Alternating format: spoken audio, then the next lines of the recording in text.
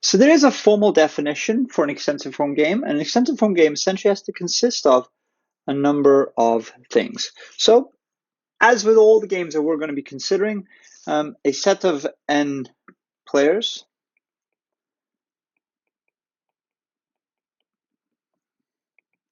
a tree, so a graph, an object from the mathematical area of graph theory called a tree, which is denoted by a set of vertices, a set of edges, and a root of that tree, a partition of all the edges. And essentially this means all the, sorry, did I say edges? I mean a partition of all the vertices.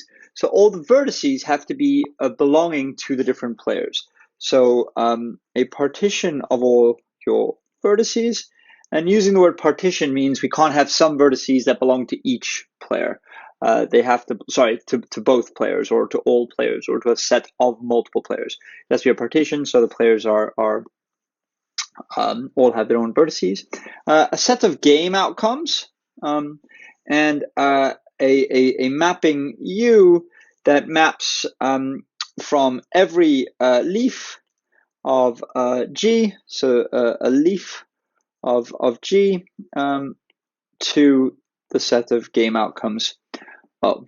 And so what we can wonder is, for the game that we have here, let me try to get my zoom a bit better. That's worse. For the game we have here, what are our set of players? Well, the set of n players are Alice and Bob. That's our set of players. The tree is going to be given by these various things, and so the vertices are these things here. So those are all our vertices. So A, B1, B2, and the 4 O's are our set of vertices. The set of edges are these things here. So A, B1 is one of the edges. A, B2 is another edge.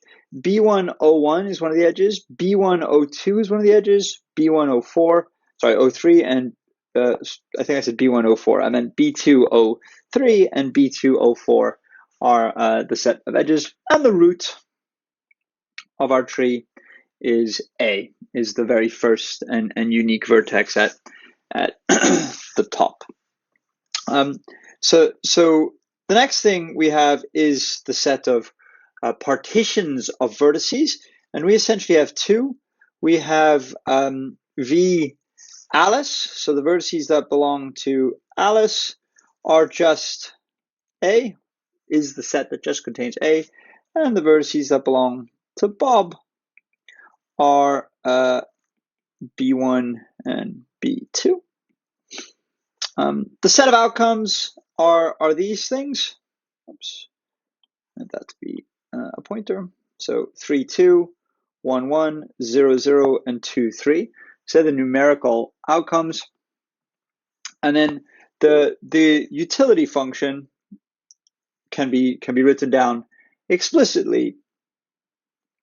And so we can write down that U of O1 is equal to 3, 2.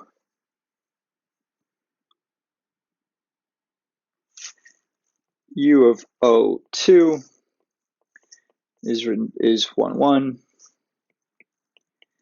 U of O3 is 0, 0.